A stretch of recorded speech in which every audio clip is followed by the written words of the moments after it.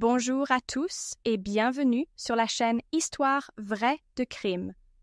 Aujourd'hui, je vous invite à plonger dans une affaire qui a secoué la ville de Seattle en 2019. Un dossier dont le verdict a fait couler beaucoup d'encre. L'histoire de Patrick Donovan, condamné à 22 ans de réclusion pour le meurtre d'un jeune voisin, Jeremy Folse. Ce crime a ébranlé la communauté locale et révélé des tensions enfouies au sein d'une famille que tout le monde croyait unie. S'il vous plaît, mettez un like et abonnez-vous à ma chaîne pour ne rien manquer de mes futures vidéos. Seattle, la plus grande ville de l'État de Washington, est réputée pour son dynamisme, ses innovations technologiques et son climat souvent pluvieux, qui confère à ses rues une ambiance brumeuse si particulière. En 2019, cette métropole prospère, dominée par d'imposants gratte-ciel et par la célèbre silhouette du Space Needle, a vu naître une enquête criminelle troublante. L'affaire a débuté un dimanche après-midi lorsque le corps de Jeremy Folse, âgé de 28 ans, a été retrouvé dans un entrepôt abandonné à la périphérie de la ville.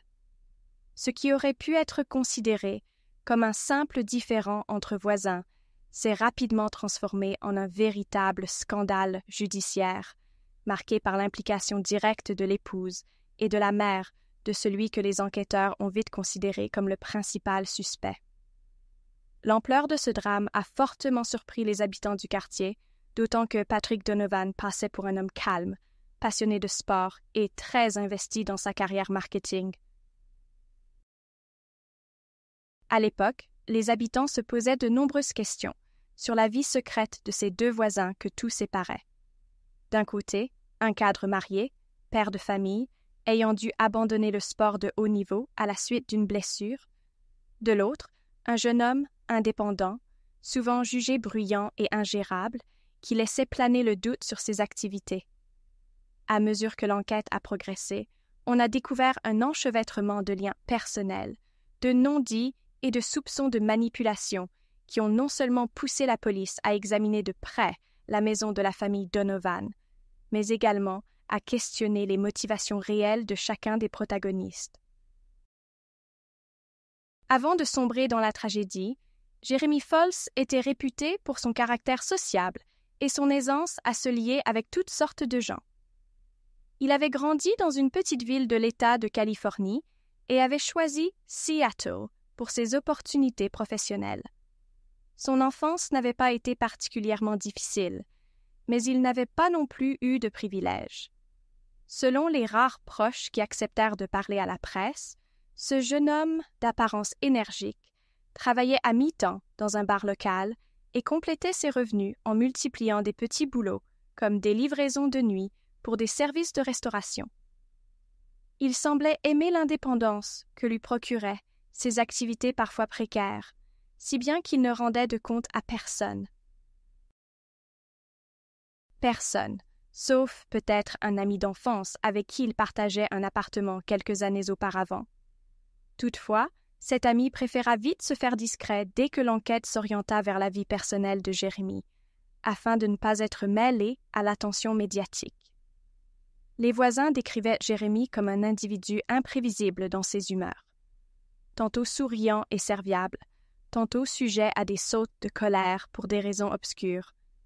Son dernier logement était une modeste maison à un étage, située à quelques rues de celle de Patrick Donovan, dans un quartier résidentiel où de nombreuses familles s'installaient pour la tranquillité et la proximité des écoles. Les rues arborées de ce secteur, agrémentées de petites haies et de pelouses parfaitement entretenues, donnaient une impression de quiétude. Toutefois, derrière cet ordre apparent, il régnait souvent des querelles de voisinage. Jeremy avait eu des accrocs avec diverses personnes à propos de petits différends, comme le bruit la nuit, des fêtes organisées jusqu'au bout de la nuit et le prétendu empiètement d'une clôture sur la limite d'un terrain, sujet qui pouvait sembler dérisoire, mais qui avait produit d'authentiques tensions. Son emploi du temps atypique et ses fêtes prolongées n'aidaient guère à apaiser la méfiance de ceux qui n'appréciaient pas ses habitudes bruyantes. Patrick Donovan le côtoyait peu, mais leurs rares interactions, selon plusieurs témoignages, étaient électriques. Leur relation se serait envenimée à force de disputes. L'une d'entre elles aurait même dégénéré en altercation physique quelques mois avant le drame. Patrick Donovan avait alors accusé Jeremy de dégrader ses plates-bandes, tandis que Jeremy prétendait que Patrick cherchait systématiquement à se mêler de ses affaires. Le climat devenait si malsain que d'autres voisins commencèrent à craindre une escalade de violence. Le lendemain de la découverte du corps de Jeremy, la police a été appelée à ouvrir une enquête pour homicide.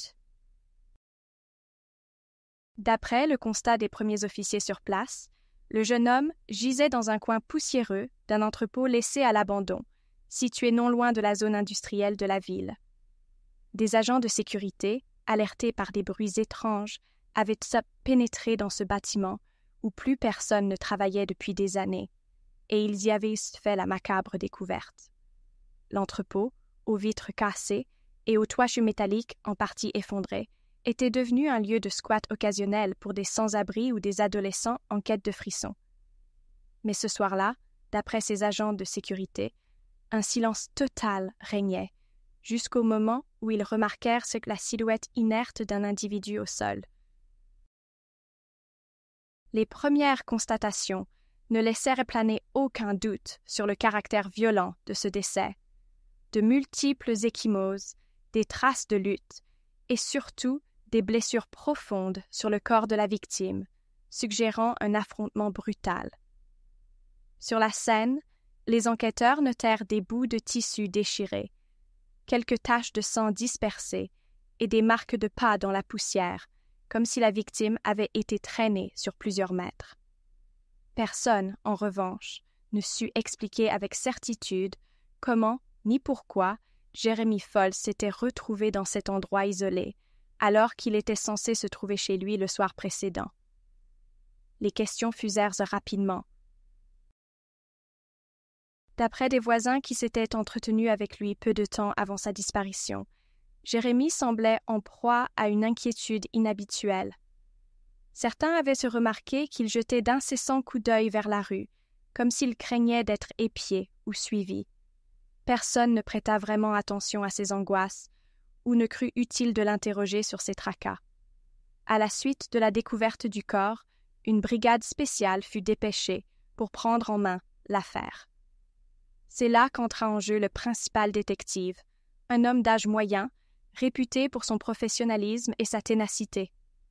Il avait derrière lui un autre enquêteur plus jeune, plus impulsif, qui se distinguait par un certain zèle pendant les interrogatoires. Ces deux-là formèrent un duo complémentaire. L'un mettait l'accent sur la reconstitution méticuleuse de la scène, l'autre misait sur l'aspect psychologique des entretiens et sur l'instinct pour découvrir des contradictions dans les témoignages. Dès les premiers jours, le principal détective s'intéressa fortement à Patrick Donovan, car il avait eu un contentieux avec la victime peu avant le meurtre.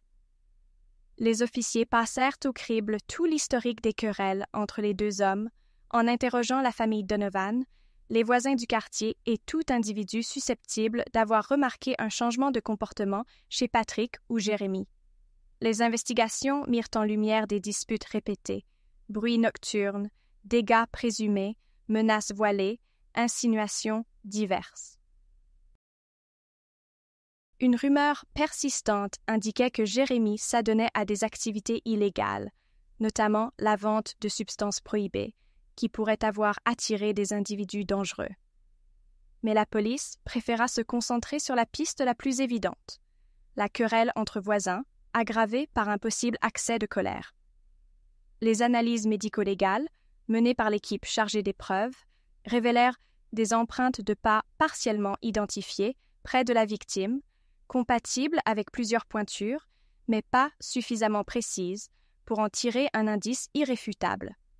Néanmoins, un échantillon de fibres textiles fut prélevé sur les ongles de Jeremy.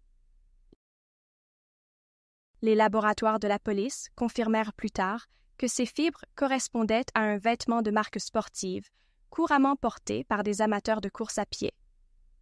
Patrick Donovan était un coureur régulier Il avait souvent l'habitude de faire son footing matinal vêtu d'un survêtement.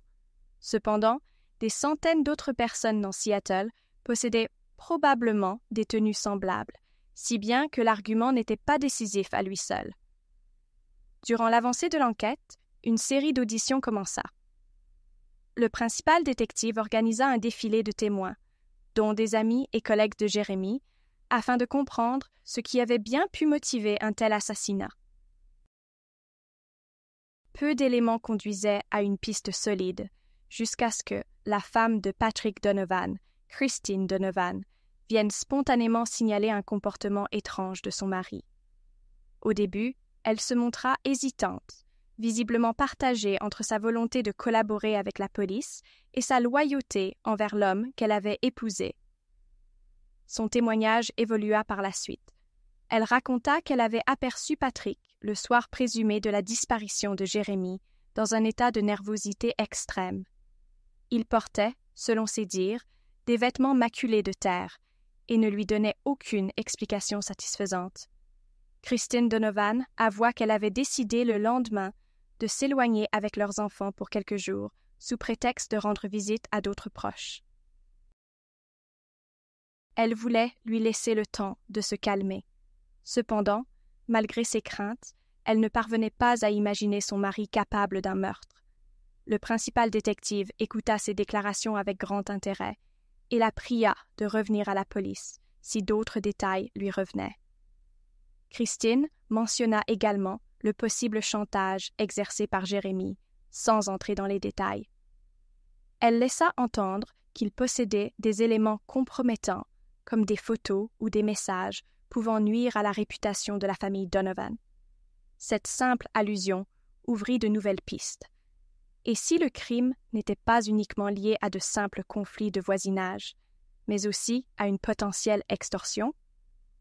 Sur ces entrefaites, la mère de Patrick, Helen Donovan, intervint. C'était une femme de 60 ans, petite de taille, mais dotée d'un caractère bien trempé.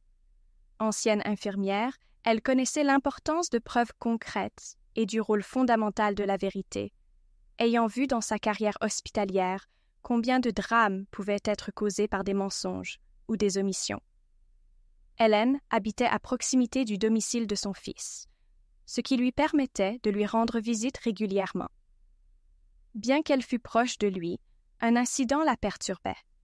Quelques jours après la disparition de Jérémy, elle était passée à l'improviste chez Patrick pour s'occuper du chien de la famille, en l'absence de Christine et des enfants. En allant chercher de la nourriture dans le garage, elle avait découvert des vêtements ensanglantés à moitié cachés derrière des cartons. Surprise et paniquée, elle s'était posé 1000 questions. Pourquoi son fils, réputé pour sa prudence, aurait-il laissé de tels indices en évidence? Était-ce une mise en scène, un piège d'une personne malveillante? Dans la confusion, elle avait craint que signaler immédiatement l'existence de ces vêtements n'envoie son fils à l'échafaud médiatique. Elle préféra d'abord laver une partie des vêtements et en jeter d'autres, se mentant à elle-même qu'il devait sûrement exister une explication innocente. Mais au fur et à mesure que la police avançait, elle fut de plus en plus en proie à d'atroces remords. Finalement, elle prit la décision de contacter le principal détective pour lui confier la vérité, apportant du même coup un élément capital à l'enquête. Cette révélation choqua grandement les enquêteurs, qui mirent aussitôt le garage sous scellé et entreprirent une fouille complète de la maison de Patrick Donovan. Les techniciens de la police scientifique récupérèrent des résidus de sang sur le plancher du garage et tentèrent d'identifier leur origine exacte. Les analyses démontrèrent qu'au moins l'une des traces était compatible avec l'ADN de Jeremy Falls. Cela ne prouvait pas de façon absolue que Patrick fut le meurtrier, mais l'accablait sérieusement. Pourquoi la victime aurait-elle saigné dans son garage? Il fallait également déterminer si ces vêtements provenaient véritablement de Patrick. La mère, bouleversée par sa découverte, reconnut devant les enquêteurs qu'elle avait d'abord voulu protéger son fils, avant de se raviser, parce qu'elle savait que la justice ne pardonnerait pas un tel mensonge, si elle se taisait trop longtemps. Tandis que la police multipliait les perquisitions, la population de Seattle découvrait cette affaire au travers des actualités locales. Les chaînes de télévision diffusèrent en boucle des reportages sur le principal suspect, rappelant que ce dernier était un ancien athlète, autrefois promis à une belle carrière sportive avant qu'une grave blessure au genou ne mette fin à ses espoirs. Patrick Donovan était ensuite devenu chargé de clientèle dans une agence de marketing. Vu de l'extérieur, il n'avait rien d'un criminel. Vie de famille stable, emploi respecté, belle maison. Les interrogations du public furent d'autant plus vives lorsque Christine Donovan consentit à accorder une brève entrevue à une journaliste locale, où elle expliqua à mots couverts que son mari avait radicalement changé de comportement après son accident sportif. Selon elle, sa frustration de ne plus pouvoir pratiquer son sport de prédilection l'aurait rendu irritable, constamment sur la défensive et parfois agressif. Elle craignait que les tensions avec Jérémy n'aient fait qu'amplifier ses colères refoulées. Dans les heures qui suivirent la découverte des vêtements ensanglantés, Patrick fut arrêté par la police et placé en garde à vue en attendant une audition approfondie. Les enquêteurs le questionnèrent plusieurs fois sur ses faits et gestes au moment de la disparition de Jérémy. Selon Patrick, il était chez lui, il s'était disputé avec la victime quelques jours auparavant, mais cette fois-ci, il n'affirmait avoir eu aucun contact le soir présumé du meurtre. Il prétendait qu'il avait passé la soirée à préparer des dossiers de travail avant de se coucher tôt. Il nia catégoriquement toute implication dans la mort de Jérémy, rejetant les accusations qui pesèrent sur lui. Interrogé sur les taches de sang retrouvées dans son garage, il suggéra que quelqu'un aurait pu vouloir lui nuire en plaçant des objets compromettants à son insu. Cette version, bien que possible sur le papier, laissait sceptiques les agents de la brigade. Pourquoi un tiers aurait-il eu accès à ce garage fermé? Pourquoi aurait-il choisi un endroit si risqué pour dissimuler des preuves plutôt que de s'en débarrasser plus efficacement? Toute la stratégie de Patrick reposait sur une théorie du complot que personne, hormis lui, n'était prêt à croire, surtout après les révélations de Christine et d'Ellen Donovan. Néanmoins, par manque de preuves absolument irréfutables, les enquêteurs durent étayer méticuleusement leur dossier. Pendant ce temps, l'équipe du principal détective entreprit une reconstitution temporelle des jours entourant le crime. Ils examinèrent les relevés téléphoniques, la géolocalisation potentielle via les antennes mobiles et consultèrent les caméras de surveillance situées dans le quartier. Quelques caméras de sécurité installées devant un commerce de proximité montrèrent Jérémy en train de passer devant l'établissement le soir de sa disparition, semblant pressé. Quelques instants plus tard, un véhicule de couleur sombre, semblable à celui que conduisait Patrick, circulait dans la même direction. Mais la qualité de l'image était trop médiocre pour identifier formellement la plaque d'immatriculation ou le conducteur. Les enquêteurs tentèrent aussi de savoir si Jérémy s'était disputé avec d'autres personnes susceptibles de le tuer, pour des raisons plus graves qu'un simple différend foncier. Certains résidents du quartier qualifièrent la victime de personnage potentiellement dangereux. Ils signalèrent l'avoir vu se réunir tard le soir avec des inconnus, évoquant parfois des transactions peu claires. D'autres voisins rapportèrent qu'il avait contracté des dettes. Toutefois, personne ne put fournir de preuves incontestables liant ses comportements à un crime. D'ailleurs, aucun proche ne s'était manifesté pour déclarer Jérémy disparu, ce qui était révélateur de son isolement social. Un autre élément sur lequel se penchèrent George les enquêteurs fut le comportement de Christine. Pourquoi s'était-elle rendue chez un proche hors de Seattle le jour où Jérémy fut porté disparu, alors qu'elle ne l'avait jamais fait auparavant sans prévenir davantage? Devant les officiers, elle expliqua qu'elle voulait fuir l'atmosphère pesante qui régnait au domicile. Patrick, selon elle, était devenu taciturne ces derniers jours, refusait de s'expliquer sur un certain nombre de choses et montraient des signes d'anxiété. Soucieuse de préserver leurs enfants, elle préféra la distance. Elle apprit, après coup, la mort de Jérémie et fit aussitôt le lien avec le comportement étrange de son mari, surtout en découvrant des taches suspectes sur certaines affaires qu'il n'avait pas pris la peine de laver. Aux enquêteurs, Christine confessa un secret. Elle avait rencontré Jérémie la veille de sa disparition. Il avait réitéré la menace de dévoiler des informations susceptibles de la mettre en difficulté professionnelle. D'après ses dires, Christine travaillait comme assistante du directeur d'un établissement scolaire et craignait qu'un scandale d'ordre privé ne soit révélé, ruinant ainsi sa réputation. Elle ne dit pas exactement la nature de ces documents compromettants, mais laissa penser qu'il s'agissait de messages confidentiels et de photographies. Jérémie lui aurait demandé de l'argent ou un service en échange de son silence. Le chantage l'avait mise dans tous ses états. Elle affirma toutefois qu'elle n'en avait pas parlé à Patrick pour éviter qu'il ne se mette dans une colère noire. Toujours, selon son récit, elle n'avait pas l'intention de céder, mais elle était terrifiée. Si Patrick avait découvert par hasard l'existence de ce chantage, ses réactions pouvaient être imprévisibles. Les enquêteurs spéculèrent que la découverte fortuite de ces menaces avait pu constituer un mobile de meurtre, d'autant plus que, le soir du drame, Patrick aurait pu poursuivre Jérémie pour lui régler son compte à l'écart du quartier. Les officiers examinèrent l'hypothèse selon laquelle Patrick ne supportait pas l'idée que quelqu'un menace l'équilibre de sa famille déjà fragilisée. L'audition d'Ellen Donovan renforça cette hypothèse. Elle déclara qu'elle avait remarqué une tension inhabituelle entre Christine et Patrick au cours des semaines précédant le meurtre. Bien que la mère ne soupçonnât pas son fils d'un tel passage à l'acte, elle rappela qu'il était devenu plus sombre, parfois jaloux, parfois dans l'obsession du contrôle, comportement qu'elle attribuait au sentiment d'échec lié à sa carrière sportive brisée. Cette toile de fond émergeant progressivement, la police décida de creuser davantage la question des alibis. Patrick affirmait avoir passé la soirée seul chez lui. Or, personne ne pouvait confirmer cette version.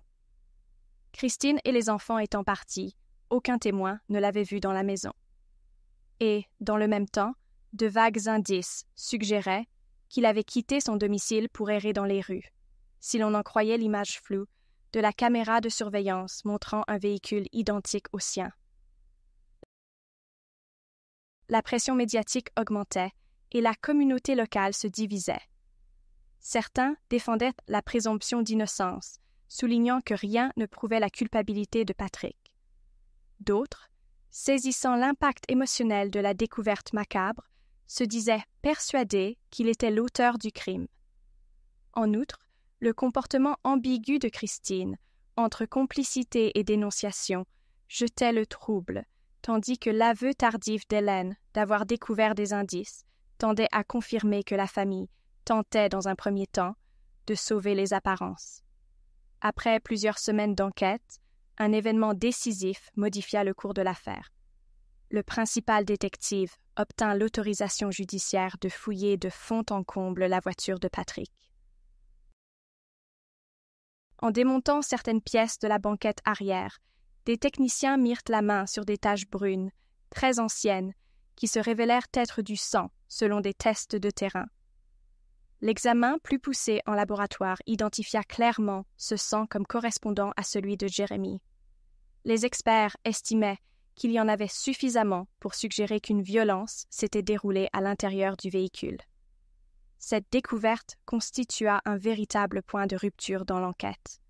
Les avocats de Patrick plaidèrent qu'il s'agissait peut-être d'un transport quelconque, argumentant que, si la voiture avait été utilisée pour le déplacer après le meurtre, Patrick n'aurait pas été assez stupide pour laisser cette banquette incriminante. Pourtant, la cohérence s'installait. Les vêtements retrouvés dans le garage, le sang dans la voiture, les disputes antérieures, le mobile potentiel lié au chantage. L'étau se resserrait autour de Patrick. Quelques témoins affirmèrent l'avoir vu quitter la maison à la nuit tombée ce jour-là, mais, craignant les représailles, ils refusèrent longtemps de l'admettre. Finalement, leur déposition, bien que prudente, venait étayer la thèse que Patrick, exaspéré par Jérémie et redoutant la divulgation de certains secrets, avait fomenté un plan rapide et brutal pour se débarrasser de lui. Privé de la confiance de sa famille, Patrick fut mis en examen pour homicide volontaire. L'affaire se dirigea alors vers le tribunal, où un jury populaire serait chargé de se prononcer sur sa culpabilité. Le procès attira de nombreux curieux, avocats et journalistes, tous souhaitant percer les mystères de cette sombre histoire de voisinage alimentée par le soupçon de manipulation et de mensonge. D'un côté, l'équipe du procureur présenta un réquisitoire implacable. Ils reprirent point par point chaque élément à charge, depuis les altercations répétées jusqu'aux indices retrouvés sur les lieux, en passant par la découverte des vêtements ensanglantés et la présence du sang de Jérémie dans la voiture. Le procureur souligna aussi l'attitude ambiguë de la famille Donovan. Christine et Hélène furent citées à comparaître comme témoins. Sous serment, Christine expliqua devant la cour qu'elle n'avait pas voulu croire à la culpabilité de son mari, mais qu'elle ne pouvait plus nier l'évidence lorsque sa propre mère lui avait parlé de ses vêtements tachés de sang. Sa voix parfois chevrotante laissait entrevoir à quel point elle se sentait déchirée, contrainte de fournir des éléments accablants pour sauver sa conscience. Elle revint sur la question du chantage, précisant que Jérémie détenait probablement des informations la concernant, mais sans les décrire publiquement, de peur de ruiner définitivement sa carrière. Son témoignage fut néanmoins déterminant pour camper la personnalité explosive de Patrick, qui, à la moindre menace pesant sur son foyer, aurait pu basculer dans l'irréparable. Hélène, de son côté, reconnut avoir, au début, caché la vérité à la police.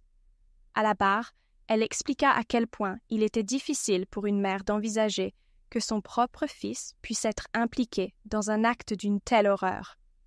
Elle montra un profond remords d'avoir voulu supprimer des indices, répétant qu'elle pensait protéger Patrick. Cette confession prit une dimension dramatique, suscitant une vive émotion au sein de l'auditoire et influençant probablement la perception du jury. Elle montrait que si la mère elle-même, si proche du principal accusé, avait fini par se retourner contre lui, c'est qu'elle était convaincue de sa culpabilité. L'avocat de Patrick tenta de mettre en avant la possibilité d'un coup monté. Il rappela le passé supposé douteux de Jérémie, notamment la vente clandestine de substances. Peut-être un règlement de compte avait-il eu lieu, et Patrick, de par ses relations houleuses avec la victime, aurait été piégé. Selon cette version, quelqu'un aurait placé le corps dans un endroit isolé, en déplaçant au passage la victime dans la voiture de Patrick pour le compromettre. L'avocat s'attarda aussi sur la découverte tardive des vêtements tachés de sang, pointant les incohérences d'Hélène, suggérant même que celle-ci, ou Christine, aurait pu être manipulée par Jérémie avant sa mort. Toutefois, en l'absence de preuves concrètes appuyant cette théorie, l'argumentation resta spéculative. Au fil des audiences, la plupart des jurés semblèrent de plus en plus convaincus de la culpabilité de Patrick. Les témoignages directs de Christine et Hélène contre lui furent un coup de massue, décrivant un homme irritable, obsédé par son honneur et la stabilité de son foyer, et prêt à dissimuler la vérité pour échapper aux conséquences de son acte. La personnalité de Patrick telle qu'elle se révéla lors des interrogatoires glaça l'assistance. Hautain, parfois arrogant, il donnait l'impression de regarder tout le monde de haut, comme s'il cherchait à dominer la situation. L'empathie envers lui s'effondra presque totalement quand le procureur mit en évidence que, malgré les disputes de voisinage, rien ne justifiait une telle violence contre un jeune homme de 28 ans, au physique moins imposant, alors que Patrick avait été un athlète entraîné. L'accumulation de preuves scientifiques, combinée aux témoignages accablants, ne laissait guère de place au doute. Les jurés délibérèrent plus longtemps qu'on ne l'aurait pensé, signe qu'ils prenaient leur rôle au sérieux. Mais l'issue parut inéluctable. Patrick Donovan fut déclaré coupable de meurtre. Le juge prononça une peine de 22 ans de prison ferme, marquant l'un des verdicts les plus lourds dans la juridiction locale pour un crime de ce type. À l'énoncé de la sentence, Patrick conserva un visage impassible, comme figé dans l'incompréhension ou l'incrédulité. Christine, pour sa part, s'effondra, en larmes, en prenant conscience que sa vie venait de voler en éclats. Elle était désormais la femme du meurtrier de Jérémie. La personne qu'elle avait tant voulu protéger devenait celui qu'elle avait fini par trahir au nom de la vérité. Hélène se montra digne. Elle avait les yeux rougis, mais elle soutint la décision du tribunal, car elle estimait que la société ne pouvait fermer les yeux sur un tel acte et qu'elle-même avait le devoir moral de reconnaître la culpabilité de son fils. Les semaines qui suivirent le procès furent marquées par un tourbillon médiatique. Des émissions locales diffusèrent des interviews et des débats tentant de répondre à la question lancinante. Pourquoi Patrick Donovan, ce père de famille sans antécédents criminels, avait-il sombré dans la violence? Certains y virent un simple accès de rage, d'autres avancèrent l'idée d'une préméditation dictée par la peur du chantage. On évoqua aussi la possibilité de jalousie ou le désir de faire taire à jamais un individu qui aurait eu connaissance de secrets inavouables. Les spéculations allèrent bon train, d'autant que Christine refusa de dévoiler la nature exacte des compromissions brandies par Jérémie, et que Hélène, depuis son témoignage, se murait dans le silence. Les répercussions sur la famille Donovan furent drastiques. Christine déménagea, changea d'emploi pour se donner une chance de rebâtir sa vie loin du scandale. Les enfants, encore en bas âge, durent composer avec l'absence d'un père incarcéré et la honte publique qui s'abattait sur eux. Hélène, elle, traversa une période de profond isolement moral. De nombreux amis et connaissances de longue date, gênés par la médiatisation de son implication dans l'arrestation de son fils, se mirent à la fuir. Pourtant, certains saluèrent son courage d'avoir préféré la vérité à la protection d'un meurtrier, même s'il s'agissait de son propre enfant. Du côté de la victime, la disparition de Jérémie fut pleurée par un cercle restreint de connaissances qui laissèrent des messages sur les réseaux sociaux. On mentionna sa joie de vivre, son tempérament festif, sans occulter ses mauvais penchants et ses fréquentations douteuses. Un court service funèbre fut organisé par un parent éloigné, dans un crématorium modeste de la ville. L'affaire, bien que close sur le plan judiciaire, suscita encore bien des fantasmes. Dans le voisinage, on se murmurait que Christine avait eu un lien plus intime avec Jérémie.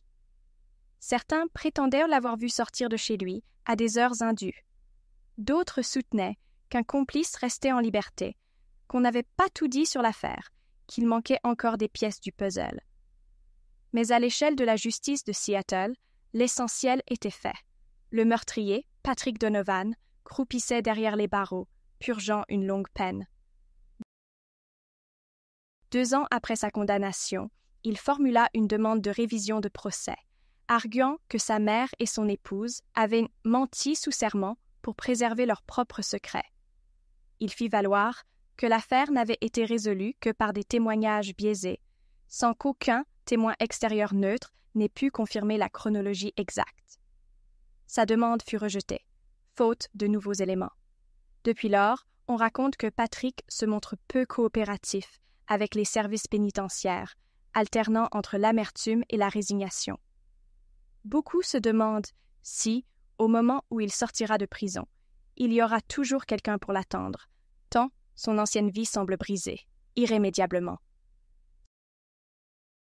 Certaines personnes au sein de la communauté croient malgré tout qu'il n'a pas agi seul, que le rôle de Christine ou d'autres complices potentiels n'a jamais été élucidé, mais sans preuve tangible, ces spéculations restent lettres mortes.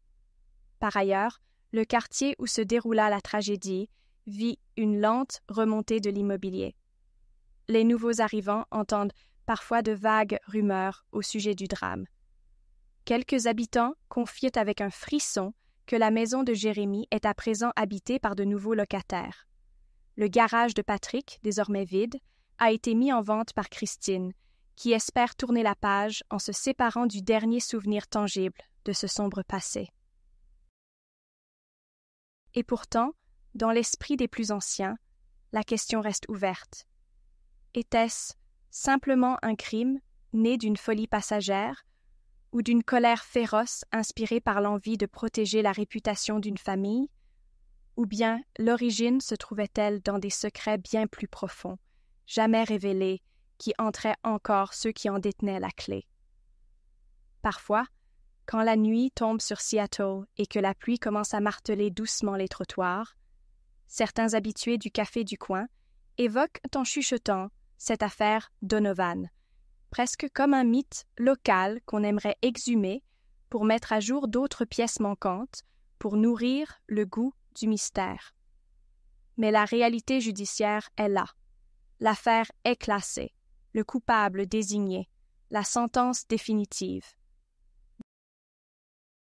Des membres de la police s'accordent encore à dire que, de toutes les affaires criminelles qui les ont occupées, celle-ci est l'une des plus douloureuses à cause de la trahison familiale qu'elle implique. Les médias nationaux, après avoir longuement couvert le procès, se tournèrent progressivement vers d'autres sujets, laissant aux habitants de Seattle le souvenir d'un scandale retentissant et l'image d'une mère et d'une épouse brisant le silence pour dénoncer un proche. Personnellement, je ressens encore un mélange de tristesse et de soulagement en tant que femme qui observe la force du système judiciaire lorsqu'il doit protéger la communauté, même si cela signifie briser une famille. J'espère de tout cœur que la vérité complète a pu être mise en lumière et que la mémoire de Jérémie, imparfaite mais humaine, reçoit la reconnaissance d'une victime trop tôt disparue. Je vous remercie sincèrement d'avoir suivi cette histoire jusqu'au bout. J'espère que mon récit vous a permis de mieux saisir les enjeux de cette affaire et de réfléchir à la façon dont la justice s'efforce de démêler le vrai du faux. Je vous encourage à poursuivre sur la chaîne pour regarder d'autres enquêtes tout aussi poignantes, car je continuerai d'explorer les coulisses des drames qui ébranlent nos sociétés. N'hésitez pas à découvrir mes précédentes vidéos. Certaines portent sur des affaires tout aussi complexes, d'autres abordent des meurtres non résolus et parfois oubliés, et je prépare déjà de prochaines immersions dans des dossiers méconnus qui vous surprendront sûrement. Merci encore pour votre fidélité et à très bientôt pour de nouvelles histoires vraies de crimes.